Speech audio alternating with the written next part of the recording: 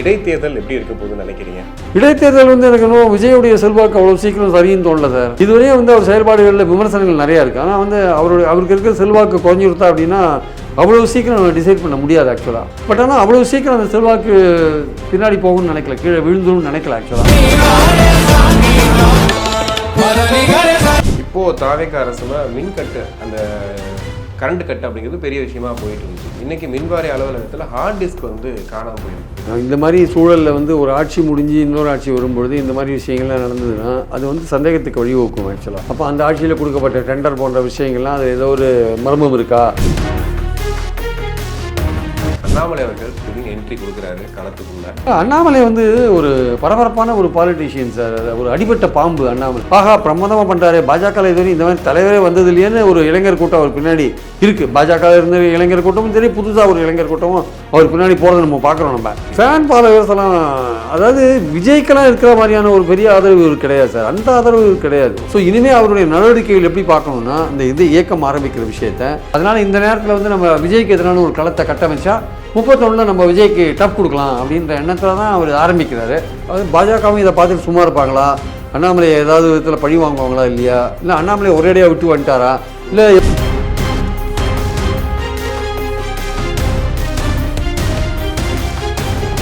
உலகெங்கும் வாழும் தமிழ் நெஞ்சங்களுக்கு கிறிஸ்டியின் அன்பு வணக்கம். நம்மோடு மூத்த பத்திரிகையாளர் பிரியன் இணைந்திருக்கிறார். வணக்கம் சார். வணக்கம் சார். இடைத்தேர்தல் எப்படி இருக்க போகுதுன்னு நினைக்கிறீங்க? இடைத்தேர்தல் எனக்கு இன்னும் விஜயுடைய செல்வாக்கு அவ்வளோ சீக்கிரம் சரின்னு தோணல சார். ஏன்னா அவருடைய செயல்பாடுகள் அவருடைய செல்வாக்குன்றது அவருடைய செயல்பாடுகள் அடிப்படையில் தான் இருக்கும் ஆக்சுவலாக. இதுவரையே அவர் செயல்பாடுகளில் விமர்சனங்கள் நிறையா இருக்குது. ஆனால் அவருக்கு இருக்கிற செல்வாக்கு குறைஞ்சிருத்தா அப்படின்னா அவ்வளோ சீக்கிரம் டிசைட் பண்ண முடியாது ஆக்சுவலாக. அதனால் வெயிட் பண்ணி பார்க்கணும் அந்த சூழல் எப்படி இருக்குது. விஜய் வைத்து ஒரு 1-to-1 போட்டி நடக்குதா, இல்லை இன்னும் 2-3 பேர் ஏதாவது களத்தில் இருக்காங்களா?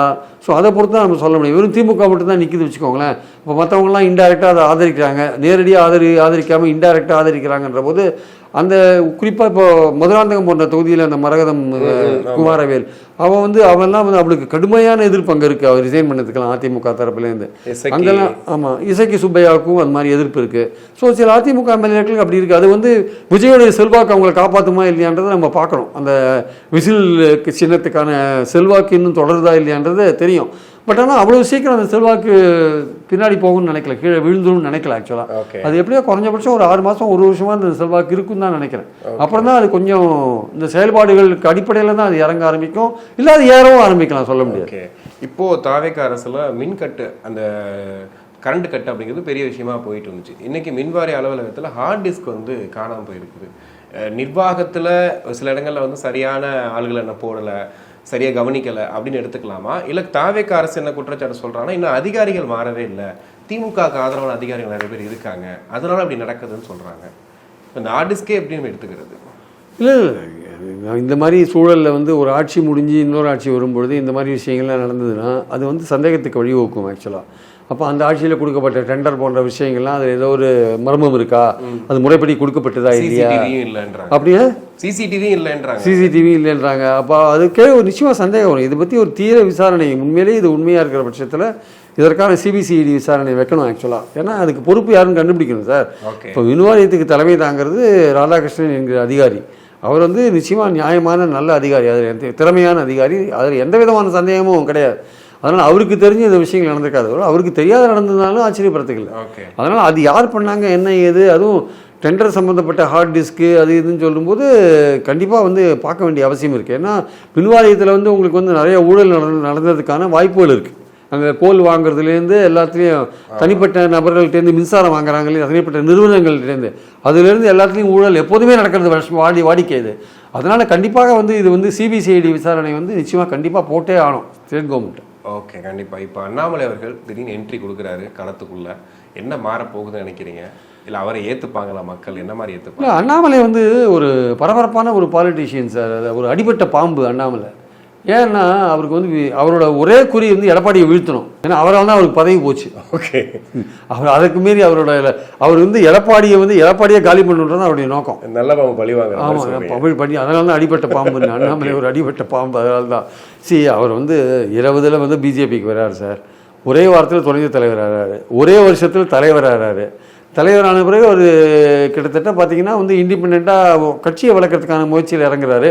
அதே சமயம் ஒரு வார் ரூம் மாதிரி வச்சுட்டு அவங்க வேண்டாதவங்கள பழி வாங்குறாரு, வேண்டியவங்களை உள்ளே கொண்டுறாரு, இதெல்லாம் பண்ணுறாரு.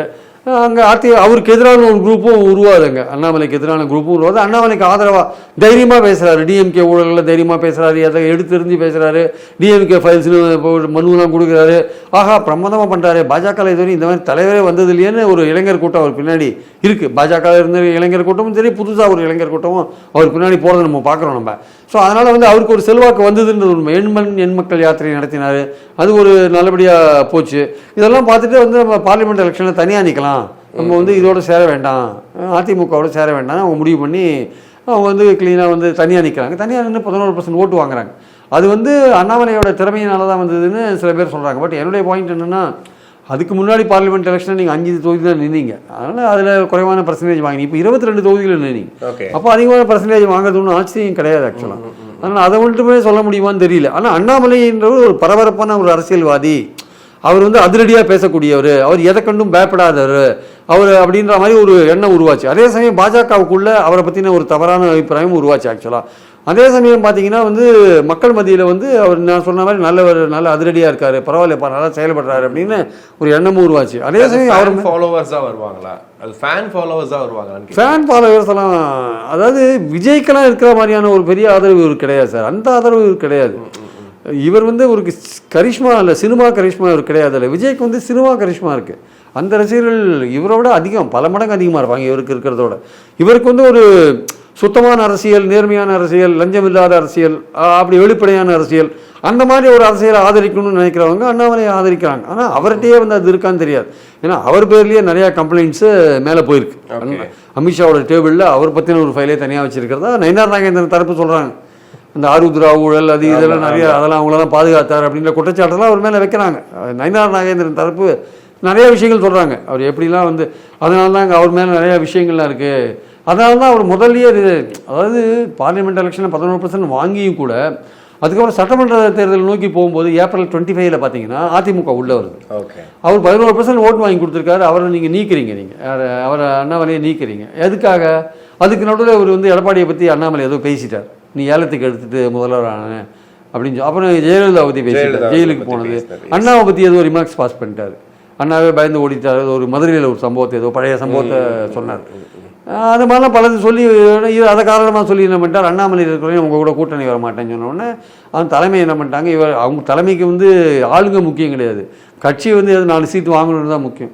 அதனால் இப்போ அண்ணாமலை என்ன தான் நீ சர்வீஸ் பண்ணாலும் இதில் செல்வாக்கு சேர்ந்தாலும் உன்னை தூக்குறதுன்னு தூக்கிட்டாங்க. அது அவருக்கு ரொம்ப கடுமையான ஒரு காயத்தை ஏற்படுத்திச்சு. அதுலேருந்து அவர் என்ன பண்ணுறாரு, எப்படியாவது வந்து இவரை எப்படி ஒழிக்கிறதுன்ற எண்ணத்துலேயே அவர் இருந்தார்.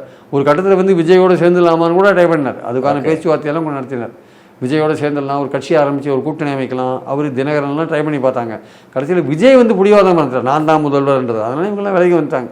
அதிமுகவும் ட்ரை பண்ணி பார்த்தாங்க, விஜயோட அவங்களும் வெளில வந்துட்டாங்க. கடைசியில் அவங்க போகிறத பார்த்து பாஜக அவங்கள பிடிச்சி இழுத்து அவங்க கூட சேர்த்துட்டாங்க.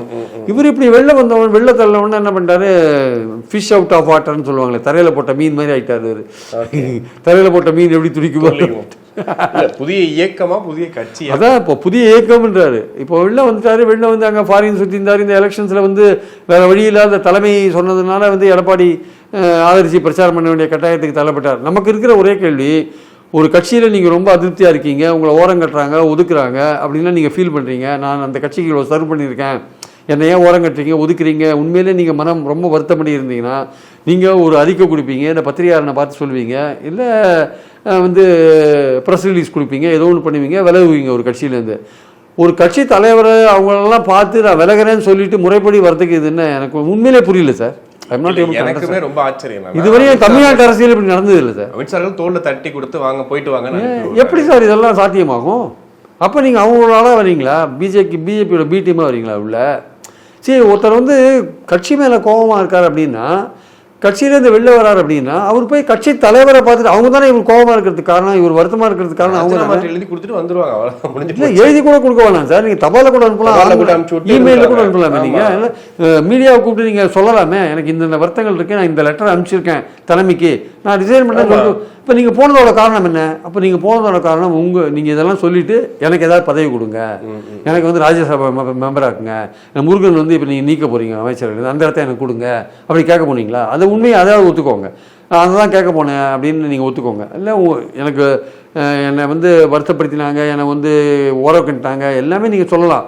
ஆனால் நீங்கள் இப்போ தலைமையை பார்த்து நீங்கள் ராஜினாமா கொடுக்குற அந்த விஷயம் வந்து தமிழ்நாட்டு அரசியல் நடக்காத இந்த விஷயத்தை நீங்கள் பண்ண வேண்டிய காரணம் என்ன ஆக்சுவலாக? அப்போ நீங்கள் ஏதோ ஒரு பேரம் பேச தான் அங்கே போறீங்களா? அதுவும் இன்னைக்கு அறிவிக்கிறனாரு, இப்போ நாளைக்கு. ஆமாம், ஏதோ ஒரு பேரம் பேச தான் போறீங்களா? இப்போ உங்க பேரம் படிக்கலையா? அவங்க எல்லாரும் கூப்பிட்டு அவங்களும் பேசினாங்க, இந்த பஞ்சாயத்து அங்கே ஓடிட்டாங்க டெல்லியில். அப்போது நயனா நாகேந்திர பஞ்சாயத்தை ஏற்றுட்டாங்களா? அமித்ஷா ஏற்றுட்டாரா? அப்போ அவர் ஒத்துண்டாரா? சரி இவர் போனா போட்டுன்னு கவலை இல்லைன்னு முடிவு பண்ணிட்டாரா? இல்லை போனா போட்டுன்னா ஒரு இயக்கமாக ஆரம்பிக்கிறேன், அந்த இயக்கம் வந்து பாஜகவுக்கு கட்டுப்பட்ட இயக்கமா கட்டுப்படாத இயக்கமா? பாஜகவுக்குள்ளே இருக்கிற இன்னொரு இயக்கமா? இல்லை பாஜகவுக்கும் அந்த இயக்கத்துக்கு சம்மந்தமே கிடையாதா? இல்லை மக்கள் எப்படி பார்ப்பாங்க? கட்சின்றது வேற, இயக்கம்ன்றது வேற. நீங்கள் ஒரு அமைப்பு எவ்வளோ வேணால் அமைப்பு வச்சுக்கலாம் நீங்கள். அப்போ நீங்கள் ஆரம்பிக்கிற இயக்கம்னா ஒரு நான் பொலிட்டிக்கலான இயக்கமா? அது வந்து அரசியல் சம்மந்தப்பட்டதா இல்லை அந்த பாலிடிக்ஸ் சம்மந்தப்பட்டதா? என்ன சொல்கிறாரு, 1.5 வருட காலம் அதுக்கு பயிற்சி கொடுக்க போகிறோம், அப்புறம் நான் புது கட்சி ஆரம்பிப்பேன் அப்படின்னு ஒரு விஷயத்தை நீங்கள் சொல்லியிருக்கார். அப்போ வந்து அது இந்த இயக்கம் ஆரம்பிக்கிறதே கூட வந்து இந்த 1.5 வருஷ காலம் பாஜக தலைமைக்கு கொடுத்துருக்கிற ஒரு காலகட்டமாக, அதுக்குள்ளே அவங்க ஏதாவது பண்ணுவாங்கன்னு எதிர்பார்க்குறாரா? நிச்சயமாக அவருடைய அந்த ஓப்பனாக வந்து எனக்கும் பாஜகவுக்கும் எந்த சம்மந்தமும் கிடையாது, இது வந்து ஒரு தனி இயக்கம், இது வந்து அரசியல் கட்சியாக மாறும், இது வந்து நாங்கள் அந்த தொண்டர்களை பயிற்சி கொடுப்போம், பயிற்சி கொடுத்து நாங்கள் கட்சியாக மாற்றுவோம், இனிமேல் பாஜகலேருந்து இதை யார் வந்தாலும் ஏற்றுக்க மாட்டோம், இல்லை பாஜகவுக்கும் எனக்கு எதுவும் சம்மந்தம் கிடையாது இனிமேல் அப்படின்னு அவர் நாளைக்கு டிக்ளேர் பண்ணினாதான் நம்ம வந்து இதை நம்ப முடியுமே தவிர. மும்மொழி கொள்கையெல்லாம் எதிர்க்கிறாரு, இப்போதான் எதிர்க்க ஆரம்பிச்சிருக்கிறாரு பாஜக. 9th ஸ்டாண்டர்ட்லேருந்து சிபிஎஸ்சி ஸ்கூலில் மும்மொழி கொள்கை 2 இந்தியன் லாங்குவேஜ் ஒரு ஃபாரின் லாங்குவேஜ் சொல்லி தரலாம் இருக்குது. அது 2 இந்தியன் லாங்குவேஜ்னா ஃபாரின் லாங்குவேஜ்னா இங்கிலீஷு அது கண்டிப்பாக இருக்கும். இந்தியன் லாங்குவேஜ்னா ஒன்று மதர் டங்காக இருக்கும், இன்னொன்று ஹிந்தியாக இருக்கும். இது ஏற்கனவே சிபிஎஸ்சி ஸ்கூல்ஸில் இதெல்லாம் நடக்கிறது தான். இன்ஃபேக்ட் கேந்திரிய வித்யாலயா இன்னும் மோசமாக இருக்கும். 9ஆவதுல சான்ஸ்கிரிட்டும் கூட படிக்க வேண்டியதாக இருக்குது. அங்கே வந்து இங்கிலீஷும் படிக்கணும், ஹிந்தியும் படிக்கணும், சான்ஸ்கிரிட்டும் படிக்கணும். அங்கே தமிழ் எடுத்துருவானுங்க, எடுத்துகிட்டு சான்ஸ்கிரிட்டை கொண்டு வருவானுங்க அங்கே கேந்திரிய வித்யாலயாவில். சிபிஎஸ்சி ஸ்கூல்ஸ் இருக்குல்ல, ப்ரைவேட் சிபிஎஸ்சி ஸ்கூல்ஸ், அந்த சிலபஸ் ஃபாலோ பண்ண அவங்ககிட்ட என்னென்னா ஹிந்தி படிக்கணும், உங்கள் தமிழ் படிக்கணும், 2 இந்தியன் லாங்குவேஜ் ஆகிடும். அப்போ வெளியில் ஃபாரின் லாங்குவேஜ் இங்கிலீஷ் ஆகிடும். இந்த 3த்தையும் நீங்கள் படிக்கணும். அப்போது ஹிந்தியை எப்படியோ கொண்டணுன்ற நோக்கத்தில் 9th ஸ்டாண்டர்டில் அதை படிக்க சொல்கிறாங்க. 6th to 8th வந்து கிட்டத்தட்ட வந்து பார்த்திங்கன்னா கிட்டத்தட்ட இதே மாதிரி தான் இருக்கும். சான்ஸ்கிரிட் கூட சில இடத்துல படிக்கிறாங்க. அப்போ பாயிண்ட் என்னென்னா வந்து 9th ஸ்டாண்டர்டில் அதை இன்ட்ரொடியூஸ் பண்ணணும், பண்ணி வந்து அதை வந்து 29லேருந்து கொண்டு வரணும்னு சொன்னாங்க. இப்போ என்னென்னா 26லேருந்து கொண்டு வரேன். அதுதான் எதிர்த்தார் அவர் ஆக்சுவலாக, அதை தான் எதிர்த்தார். 9th ஸ்டாண்டர்டுக்கு அப்புறம் நீங்கள் 10th ஸ்டாண்டர்டில் வந்து ஹிந்தி இங்கிலீஷ் மட்டும்தான் இருக்கும். ஒன்லி 9th ஸ்டாண்டர்டில் மட்டும் அந்த 3 லாங்குவேஜ் இருக்கும். 10th ஸ்டாண்டர்டில் வந்து ஹிந்தி இங்கிலீஷ் மட்டும்தான் இருக்கும். ஸோ அந்த ஆனால் வந்து இங்கே பார்த்தீங்கன்னா சிபிஎஸ்சி தமிழ்நாடு ஸ்கூல்ஸில் பார்த்தீங்கன்னா, தமிழ்நாட்டில் இருக்கிற சிபிஎஸ்சி ப்ரைவேட் ஸ்கூல்ஸில் பார்த்தீங்கன்னா தமிழும் இருக்கும், இங்கிலீஷும் இருக்கும், ஹிந்தியும் இருக்கும். அங்கே ஹிந்தியும் இருக்கும், 3மே இருக்கும். அது ஒரு பெரிய விஷயம், கொடுமை. ஆனால் கேந்திரிய வித்யாலயாவில் போனீங்கன்னா ஹிந்தி இங்கிலீஷ் மட்டுமே இருக்கும் அங்கே, அந்த மாதிரி நல்லா இருக்கும். ஸோ இங்கே பாயிண்ட் என்னென்னா அதை வந்து அண்ணாமலை எதிர்த்தார். அதான் முதல்ல அவர் வந்து செல்வகுமாரோட விஷயத்தை எதிர்த்த ஒரு விஷயம் இதுதான். ஸோ இனிமேல் அவருடைய நடவடிக்கைகள் எப்படி பார்க்கணுன்னா, இந்த இயக்கம் ஆரம்பிக்கிற விஷயத்த, அந்த இயக்கம் வந்து பாஜகவுக்கு கட்டுப்படாத ஒரு இயக்கம், பாஜகவுக்கும் அதுக்கும் எந்த தொடர்பு இல்லைன்னு சொல்கிற மாதிரி இருக்கா, இல்லை அவர் வந்து இந்த இயக்கத்தில் வந்து அதுக்கோட கொள்கைகளை என்னவா வச்சுருக்காரு, அதெல்லாம் இருக்குது. ஒரு மதச்சார்பற்ற அப்படின்னு ஒரு விஷயத்தை யூஸ் பண்ணுறாரு. மதச்சார்பற்ற இதாக ஒரு இயக்கம் ஆரம்பிப்பேன் அப்படின்றார். அப்போ அது வந்து பாஜகவுக்கு எதிரான ஒரு இயக்கம்னு நம்ம முடிவு பண்ணிக்கலாம். ஏன்னா பாஜகவோட கோர் பாலிசியை ஹிந்துத்துவான்னு அவங்க வச்சுருக்காங்க. ஹிந்துத்துவா வந்து அது அது அப்படி தான் நம்ம ஒரு கம்யூனலாக தான் அதை பார்க்குறாங்க நிறைய பேர். ஆனால் இவர் சொல்கிற மதச்சார்பற்ற அப்படின்றார். ஸோ அவருக்கு என்னென்னா இப்போ ஒரு ஐடியலான சுச்சுவேஷன் தமிழ்நாட்டில் இருக்குது. திமுக அதிமுக 2 பேர் மேலேயும் மக்கள் நம்பிக்கை எழுந்திருக்காங்க. அதனால் இந்த நேரத்தில் வந்து நம்ம விஜய்க்கு எதிரான ஒரு களத்தை கட்டமைச்சா 31 நம்ம விஜய்க்கு டஃப் கொடுக்கலாம் அப்படின்ற எண்ணத்தில் தான் அவர் ஆரம்பிக்கிறாரு. அது பொறுத்து இருந்தால் பார்க்கணும் அந்த இயக்கம் எந்த நோக்கத்தோடு போகுது. அது பாஜகவும் இதை பார்த்துட்டு சும்மா இருப்பாங்களா, அண்ணாமலை ஏதாவது விதத்தில் பழி வாங்குவாங்களா இல்லையா, இல்லை அண்ணாமலை ஒரேடியாக விட்டு வந்துட்டாரா, இல்லை எப்படி நான் கட்சி ஆரம்பித்தாலும் பிளான் மாதிரி தான் ஃபியூச்சரில் உங்களுக்கு பி டீமாக இருப்பேன் நான், நீங்கள் கண்டுக்காதீங்க. இவர் போய் சொல்லிட்டு வந்ததுனால இந்த சந்தேகம்லாம் வருது. சொல்லாமல் போய் இந்த போனார்னா நமக்கு ஒன்றும் பிரச்சனை. சொல்லிட்டு வந்ததுனால அது 31 29 நம்ம கூட்டணி வச்சுக்கலாம், அதுவரையும் நான் கட்சியை வளர்க்குறேன் அப்படின்ற எண்ணத்தில் போகிறாரா இல்லையான்னு தெரியல. அப்போ மொத்தத்தில் அண்ணாமலையுடைய அந்த அடுத்த கட்டம்ன்றது வந்து அன்லஸ் அவர் பத்திரிகையாளர்களை பார்த்து தெளிவாக விளக்கினாலே தவிர பலவிதமான யூகங்களுக்கு வழிவகுக்கிற ஒரு விஷயமா இருக்கு ஆக்சுவலாக. ஓகே, ஆனால் இப்போ தாவேக்காவுக்கு எதிரான ஒரு களத்தை தான் அதுதான் தாவேக்காவுக்கு எதிரான ஒரு களத்தை தான் வரும். ஏன்னா தாவேக்கா அடுத்த 3-5 வருஷம் கண்டிப்பாக இருக்கிறதுக்கான வாய்ப்புகள் இருக்குது. அப்போ நீங்கள் அதுக்கு எதிராக வந்து நீங்கள் இளைஞர்களையோ மக்களையோ திரட்ட வேண்டிய அவசியம் இருக்குது. தாவேக்காகிட்டேருந்து இளைஞர்கள் நிறைய பேர் தாவேக்காக இருக்காங்கன்றாங்க. ஒட்டுமொத்த இளைஞர்கள்லாம் பெரும்பான்மையாக அங்கே ஓட்டு போட்டிருக்காங்க. ஸோ அவங்களால நீங்கள் திசை திருப்பணும் அப்படின்னா ஒரு அண்ணாமலை மாதிரி ஒரு அந்த 42 வயசு தான் அவருக்கு ஆறுதுன்றாங்க. ஸோ அந்த வயசில் அவர் வந்தார்னா அவருக்கு பெட்டராக இருக்கும் அப்படின்னு நினைக்கிறாங்க. ஆக்சுவலாக இவன் விஜய்க்கே 52 53 வயசு ஆச்சுன்னு நினைக்கிறேன். அதனால் இப்போ சீமான் எல்லாருமே அந்த 50 ரேஞ்சில் தான் 55 அந்த ரேஞ்சில் தான் இருக்காங்க. அதை பார்க்குறோம் நம்ம. சீமானுக்கு அதோடய அதிகமாக இருக்குன்னு நினைக்கிறேன். அதிகம் அதோட அதிகம் இருக்கும். ஸோ அதனால் வந்து இப்போ உதயநிதி இருக்கார், அவருக்கும் அவன் கிட்டத்தட்ட விஜய் வயசு தான் இருக்கும்னு நினைக்கிறேன். ஸோ இந்த குரூப் தான் அடுத்த 10 வருஷத்துக்குள்ள, அடுத்த 10 வருஷன்றது இந்த 4 லீடர்ஸ்குள்ளே தான் இருக்கும். அதில் வந்து நம்ம ஷைன் பண்ண முடியும் விஜய் எதிர்த்தா அப்படின்றது அண்ணாமலையோட நோக்கமாக இருக்குது ஆக்சுவலாக. அதனால் இப்போ ஒரு விஷயத்தை கட்டமைக்கிறார் இயக்கம்னு. அந்த இயக்கத்தோட கொள்கை, அது பாஜகவுக்கும் அதுக்குமான தொடர்பு, எதிர்காலத்தில் பாஜகவோட தொடர்பே இல்லாத இருப்பாங்களா, இதெல்லாம் வந்து நம்ம பொறுத்து தான் பார்க்கணும். ஆக்சுவலாக அவருடைய செயல்பாடுகள் மூலமாக தான் நமக்கு தெரிய வரும். கண்டிப்பாக சார், நிறைய விஷயங்கள் பேசணும். நேரத்துக்கு நன்றி. தேங்க்யூ.